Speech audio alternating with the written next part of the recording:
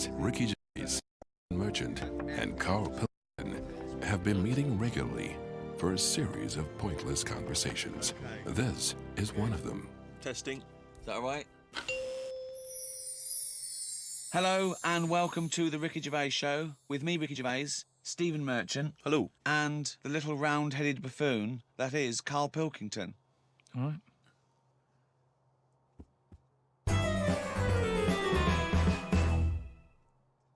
We do, of course, Rick, every week get thousands of emails. Emily from New York has asked Carl this.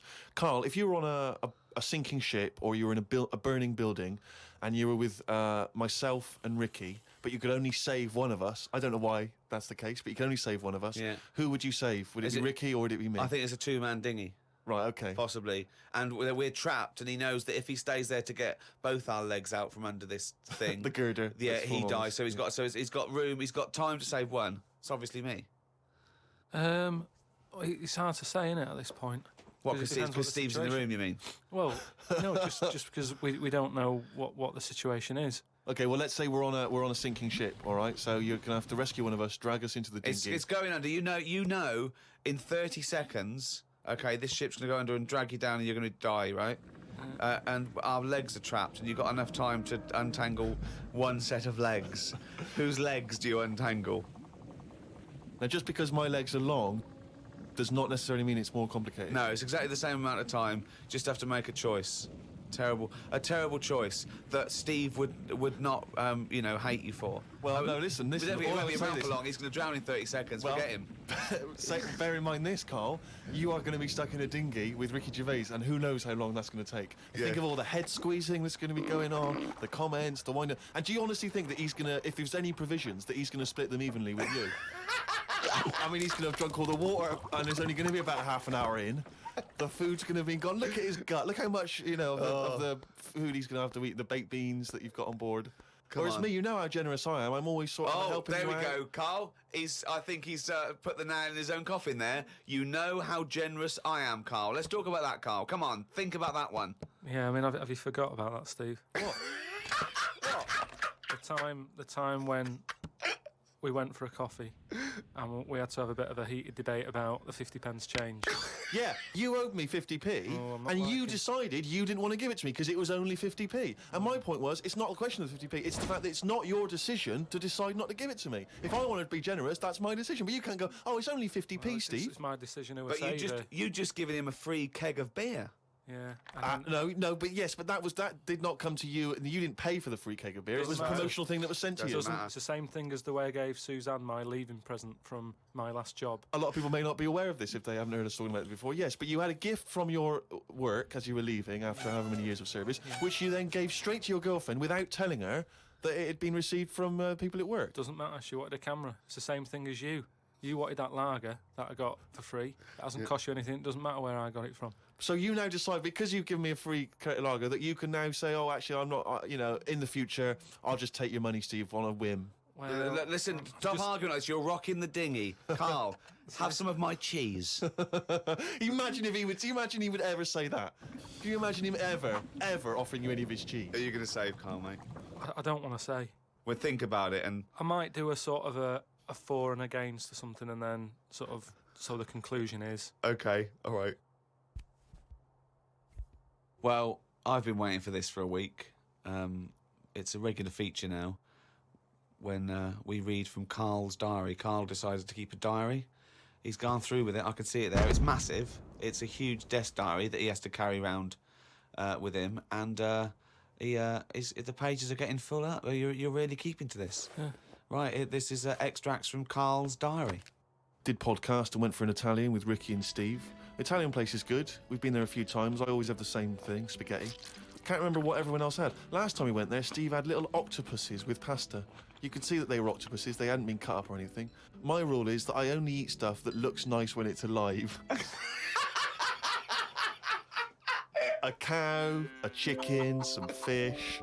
An octopus is an odd-looking thing alive. Even worse when it's dead and limp. It looks like it just shouldn't have been sat in the spaghetti.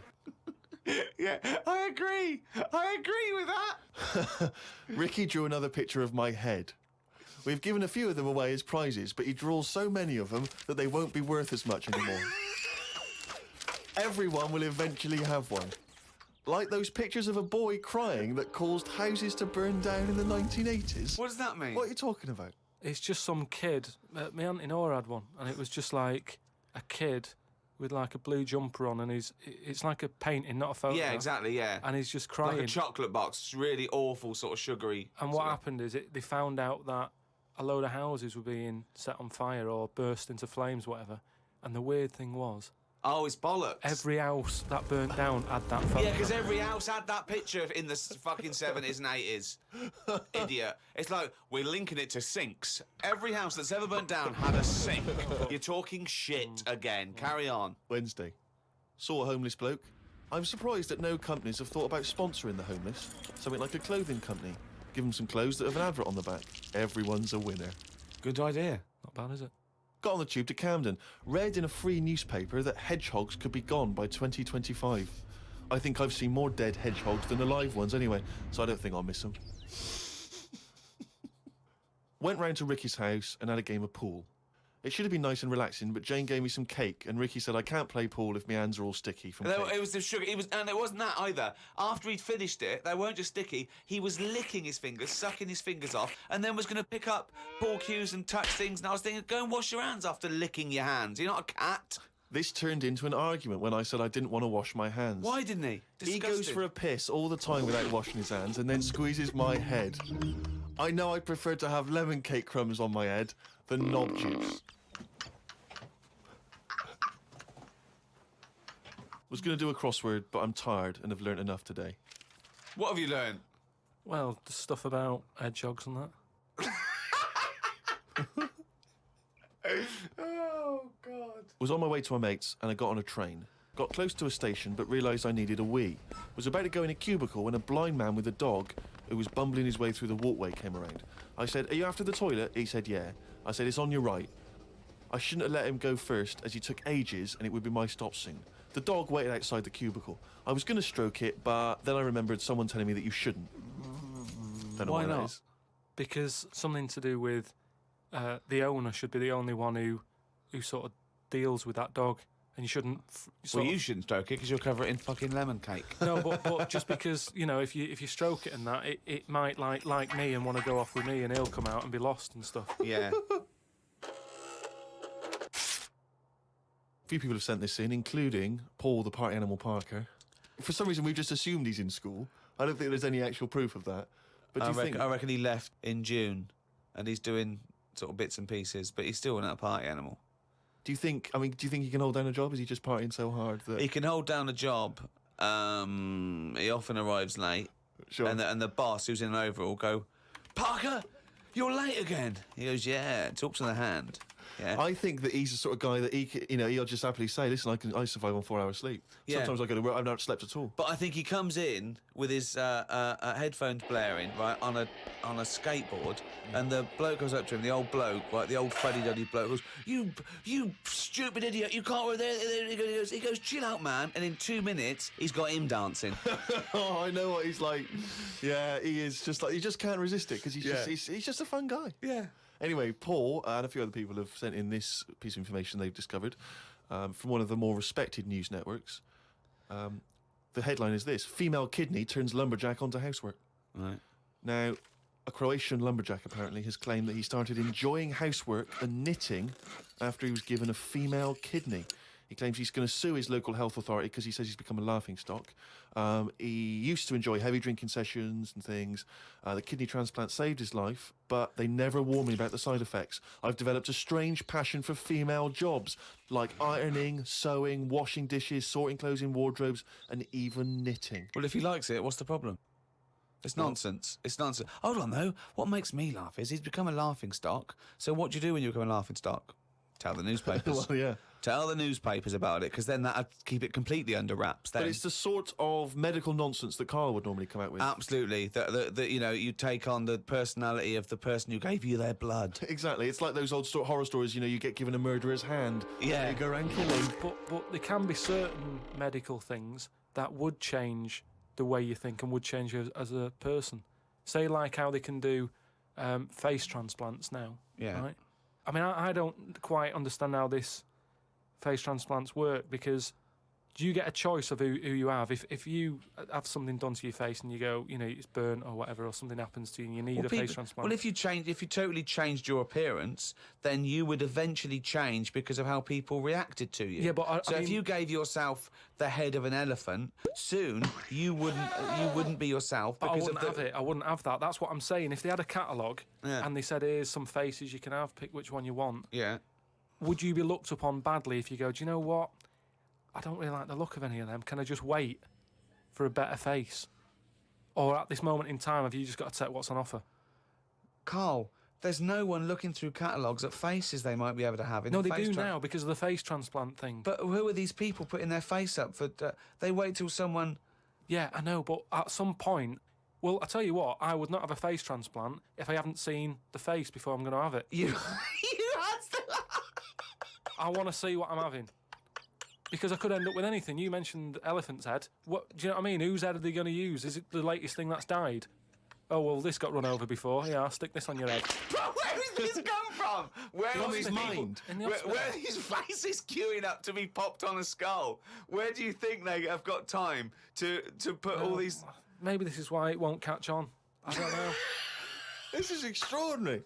You've created in your own head the existence of this pamphlet, and now you're defending it, even though we don't know it even exists. And you're this skull on a hospital bed going, I'm not having that. I don't like the look of him. He looks a bit shifty. Oh, I don't like that. Oh, no. Can I ask this now? Let's say we'd passed away sadly in something terribly tragic. The nation's mourned. It's terrible. It's like one of the great national disasters. But you, at the same time, you survived the accident, okay, but your face is hideously disfigured. You can take either Ricky's face or mine to have. I'm surprised you're asking this, though, Steve. I mean, it's just, it doesn't seem like any of them is like a great option. Oh, thanks. And this is what I'm saying about the catalogue. If those two were on offer, I might go, do you know what? Pop in again tomorrow. Bring in another booklet. This is from Anne-Marie. She says that she loves the podcast. She listens with her 7-month-old baby. That cannot be a good idea. And she says this to you, Carl. If you had children, what is the most important lesson you'd want to teach them? I mean, in a way, if you sort of look after a kid too much, it doesn't learn that much. But if you let it learn by its mistakes, it'll probably grow up all right. But there are some mistakes you can't afford it to make to learn from. Yeah, driving a car the wrong way down a motorway. Testing if the fire really is hot. No, but say like the time... Does broken glass really taste horrible? These are lessons you don't want it to learn from mistakes. You can tell them that. Yeah, but what I exactly. mean is, there's certain things that I just think there was a kid who grew up in our avenue, right, on the estate, who, when it was born, right, we kind of thought it's got no chance, this kid, because its man was a bit of a rumman. A rumman? Where's that? No, just like, she like going out and having a fag and like having a drink, and she's never at home. It's the one who had the horse in the house. Sure. Right, which I don't want to go over. Sure. It's old news. It's out there, isn't it, if you want to find out about the horse in the house. But she had a kid, and everyone was pretty surprised when they saw it, because it was a good-looking kid. Right? She was surprised because, like, the man wasn't that good-looking, the dad was a bit rough. But it came out, and she was showing it around the avenue, going, look at this I've had.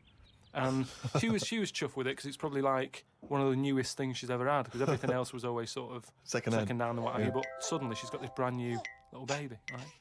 Anyway, as it grew up, right, those looks went. Right. And I'm not talking getting old, I'm talking by the age of about 3. It looked rough already, right? And all that just happened because that's the life it was in, right? Yeah. So like it had like a patchy head. Its hair. It what? It had a patchy head. A patchy head. It's just sort of. It wasn't a North American Indian. What do you mean, a patchy head? Just his hair was patchy. He used to chase sort of cars and stuff. It's cars. Sorry. What do you mean? That's what he did for his. Sorry, did she let it get raised by wolves? No. but all I'm saying is that at the end of the day, what is it that makes a person? Do you know what I mean? Now, I don't know what state he's in now, but maybe he learned all his mistakes by the age of 4. I'm guessing he's not chasing cars now, but at least he's done it. I'm guessing he is. Yeah. Do you know what I mean? At least you can go, yeah, I've been there, done that, and you don't go back to it. And you can get away with doing dafter things when you're a kid, can't you? I nearly killed a man once, right? Okay, right. Did you? That time when I was in Wales and I was having a walk with my dad on the cliffs and that, Yeah. I just picked up a big rock, right? Chucked it off the edge, and as I chucked it off the edge, I noticed a fella was walking down below. Jeez. And I missed his head by, like, inches. Now, I've never chucked a rock off a bridge or, like, off a cliff or anything. And it only took one man to almost lose his life for you to learn that lesson. Yeah, but that's how you learn your lessons, Yeah. isn't it? See, a lot of people would have said that maybe your dad should have said, "Hey, Carl, what are you doing?" No, but he didn't know I was doing it. I didn't say I'm going to chuck this off here. I just picked it up and chucked it. And, like, as I let go of it, I noticed a fella was down there. You live and you learn. That's a little mantra. Right? All right. You live Okay. and you learn. So the woman who's had the kid, sort of look after it, feed it, make sure it's got shoes and that, but let it roam about. That's great. There's the advice for you, Anne-Marie. I love that. Good luck. Just let your 7-month-old baby roam about. Carl, a lot of people are absolutely fascinated to find out how you met Suzanne, your girlfriend of how long? Ages. Yeah. And they can't comprehend how, well, I suppose that there's any woman out there. Well, there's someone Who for would- everyone, isn't there? yeah. That's always my thing. And it's reassuring, I think. You know, we've chatted about the face transplants and that. You know, there's a face for everyone. It's philosophy, isn't it? Yeah. I mean, it's really unbelievable. No, there is someone for everyone, no matter what Yeah. condition you're in or whatever. Yeah. Because I read on the email, someone emailed in an old Chinese proverb. It's something about everything, no matter what it is, has got one talent. And that's the same way in a relationship, innit? That everyone, you know, there's always someone out there. And that I like the Chinese. There's another Chinese proverb that I learned on an email. Go on. He who cuts the wood up warms himself twice. Yeah, that's good. That's good. Yeah. And then someone sent in that one about too many Chinese cooks spoil the broth. Why is that's I don't know who slipped the word Chinese in there, but I heard it as too many cooks. Well, it was spoil. just all sort of Chinese proverbs and that. One of my favourite on the same subject is a camel is a horse designed by committee. What do you mean? Well, I mean, it's having a go at the camel, and it shouldn't. But it's just, you know, it's just a metaphor. And if you wanted to design a horse and you had that vision, but you let 12 people in the room have their say, it wouldn't come out as you wanted it to do, and it wouldn't be as good. A vision is more perfect than committee, because everyone having their say, it becomes anodyne, it becomes compromised. Whereas the best things you can do is have an idea and have a vision and auteur that. Rick, can I just say now, I can tell from his look that he's thinking, which committee designed the camel? Well, I'd say, why would you request the ump bit? Because that's just going to get in the way, isn't it? I mean, I've always said that about a lot of animals. It's like we've doubled up on a lot of them. We've chatted about elephants and mammoths, one or the other. And that's the same with a camel. I'd have that up there as what they're doing. They were good years ago in the Jesus times and that. Don't need them now. You know what I mean? We've moved on. Well, not people who use camels to cross deserts. What other? Bedouin I'm communities. going to throw some animals at you, and you tell how you'd have improved them if you'd have been designing them. Okay? Mm-hmm. The octopus. So I can now go back. I can look at them and go, what are they doing? And where have they gone wrong? What's up with it? How could you improve it? Like the camel, you'd go lose the amp. I'd probably give it a bit more of a body. Cut down on the arms. And give it some bones, because I don't understand all this. It getting in a jar is good. When does it want to get in a jar? It says... Well, it only wants to get in a jar according to your stories. No, but there's something that says it can get in a jar because it hasn't got any bones, but I don't know why it'd want to do that in the first place. Easy. I can't even begin to answer that. Once again, you've claimed that you've read that they like to get in jars. I mean, how do they know that octopus like to get in jars? Oh God, I love it. You can improve on an octopus.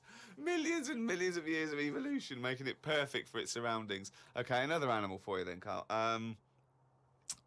Giraffe? What are they adding to the world? What are they doing? Well, it's not about what they add to the world, No, but is I thought that's what everything's about. It's about things are here for a reason. The reason they're here is because they didn't die. That's it. No, but there seem to be a lot of animals that are like. Do you think there's a lot of cheating? Is that what you're saying? There's I'm a just lot saying, of there just doubling seems up. to be a lot of doubling up. Yeah. So And- you get it down to like 8 animals that represented all of it. So okay, who would get in your team? You can choose No, well, 8 animals. this is what I'm saying. If I was Noah, I would have gone like, hang on a minute. I've just seen something that looks a bit like this. Let it drown and have a clear out. But he didn't. He was messing about saving everything. He was instructed by God to save everything, to be fair to him. Yeah, but if he's been given that job, for me, he's sort of manager of that job. With So management. you believe With Noah as well? management. You believe Noah happened as well, and he built a boat big enough to catch 2 of every species. You actually believe that as fact, do you? Well, it's out there in book form. Brilliant. All right, We haven't answered the question that we started with. How did you meet Suzanne? just at work. Thanks. Oh, chimpanzee, that monkey, you! There was this airline, and was having a lot of problems, and a lot What, of pilot's too tall? Yeah, the cabin was so tiny. Only bananas were allowed in the cockpit for fuel. Anyway, there was a lot of strikes going on, right? Sure. Because I don't know what it was about. It was over money or whatever. Yes. And Well, get someone that doesn't need money. but Well, But what else could you pay something in, well, Rick? I mean, peanuts. everyone would- So- okay, peanuts or fruit, yeah. so anyway, the boss of the airline, he had like one pilot who he could trust, right? And that was his son. Right. But the problem is with a lot of these planes, you need 2 pilots. Of course you do. And he's like, if only I had 2 sons, but he didn't. There's no point harping on about it. Right? Sure. He runs an airline. He runs an airline, yeah. But how many pilots are there? Because there must be loads. No, there's loads, but the problem is a lot of them are going on strike. Ah. And each week you can see that we're struggling here. But how can they Yeah. just close it down? No, Anyway, you can't do that, no, Rick. I can't- Of course you It's can't. costing do him that. a It's fortune if he closes it down. Yeah, but what one plane's not going to make a difference in an airline, is it? No, it's all the It's all planes. the planes, mate. So the son, he's flying the planes and that. He's getting worried for his dad because of his business. It's falling Sure. apart. He's like, anyway, listen, Well, one plane won't make any difference. don't worry about it. We've found someone who you can work with. He said he's staying over near the sort of quarantine area where Oh, all yeah. the animals are kept Oh, and yeah, stuff. right, okay. They won't be looking in there. They won't bother. No. So he's like, all right. But there's no animal that could be a co-pilot, that's why. I'll see you. He'll meet up with you in the cockpit. I'm like, He'll meet up in the cockpit, yeah, sure. So anyway, he gets in there, he meets them. At first, a little bit of a shock who he's going to be working with, but Why? he's thinking, as long as I can keep my dad's business alive, I can Not with keep one a job. plane. Everyone's happy. Then one day, what happens is a little bit of a problem. Oh, dear. Well, what Oh. happened is one woman who was on the plane got a bit peckish, right? Right. And said to the air hostess woman, said, "I'm a little bit peckish. Have you got any sort of nibbles and that?" She went, "No, I've got a sandwich." She said, "I don't really want a sandwich. You want something, like the usual stuff that planes give out, just like a bag of nuts or something." bag of What, nuts, are they not giving those out yet? So no, they don't give it for some reason. She was like, "Look, we've stopped giving out the nuts. We can get you a That's sandwich." strange, And the woman's yeah. like, "I don't want a sandwich. I just want some nuts." Do you Yeah, know what I mean? yeah, A sandwich is quite a big meal and what have you. I just want some nibbles, some nuts. Well, that's not available. So I Done. End of story. get- So she said, "Well, you're saying there aren't any nuts." She Yeah. said, "But earlier I saw you put a tray outside the cockpit, right? It had a sandwich on it, 2 Cokes and 2 bags of nuts." Right. She said, "So you're saying there aren't any, but the pilot's getting Well, them." aren't they now? That was the last 2 packets. Done. No. So Let's go home. Well, I'll go and have a word with the pilot myself because you only put them out there a few minutes ago. He can't have eaten You them yet. can't. I want You some. you I'm cannot going go- over. no, no. I know this is it. This Yeah. is. She was saying you cannot go over. She's going. No. Listen, Yeah. I'm going to go over because I feel like you I'm being can't. lied to. No, you can't. So she goes. Starts, No, and, there's and no the way. pilot can Well, they hear all can't this get in anyway. chat about the nuts and what have you, and he's thinking, "What's going on out there?" Yeah. He opens the door. Yeah. She gets a glance in. The monkey sat there with headphones. Fucking bollocks.